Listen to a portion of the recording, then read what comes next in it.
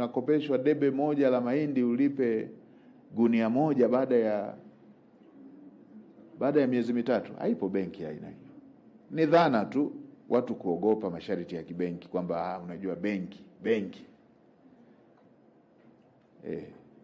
Na pengine watendaji wakuu, angalieni uwezekano labda wa kupunguza pia pages zile za mkopo. Pages zile labda zinatisha pia. Mtu kama akopi bilioni nyingi vile, punguzeni page hiyo, hata page moja tu, weka jina lake, weka unapopatikana.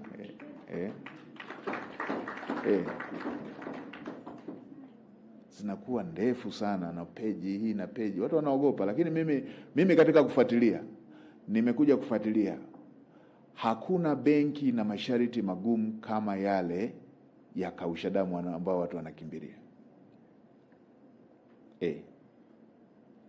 Na mbaya zaidi, wanaokimbilia si watu tu ambao unaweza ukasema labda wako vijijini ama wapi. Mpaka watumishi wa benki kuu wamo kwenye kausha damu.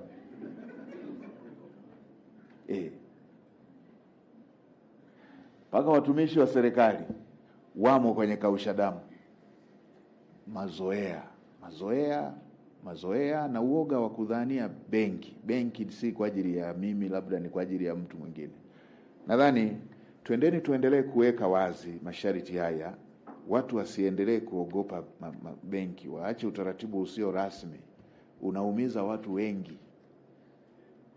Utaratibu usio rasmi unaumiza watu wengi.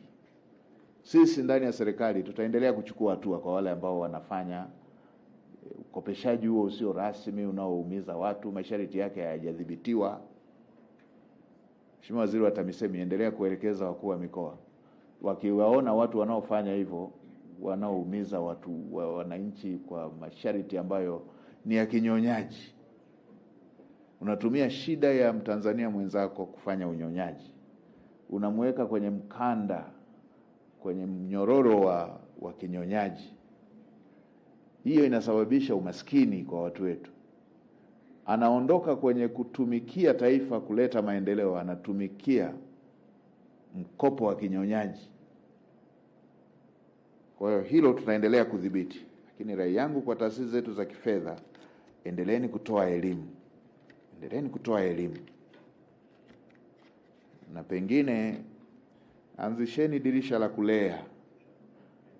kulea watu mnaofanya nao kazi. Watu wanaogopaga wanapoona ile shuruba ile, wanapoona harakati zinazompata yule aliyefilisika, yule aliyepata shida, akiyumba, biashara yake ikiyumba. Tengenezeni dirisha linalolea watu wanaopata mitikisiko. Msishindwe na baba zetu wa Kisukuma, wa Kimasai, wa Kinyiramba. Wakati wa shida ya malisho, ng'ombe ambaye amewahi kutoa maziwa akipata msukosuko, wanamuondoa kwenye kundi kubwa, wanamuweka kwenye special attention ili apone, arejee tena. Msimmalizie kabisa yule aliyeyumba.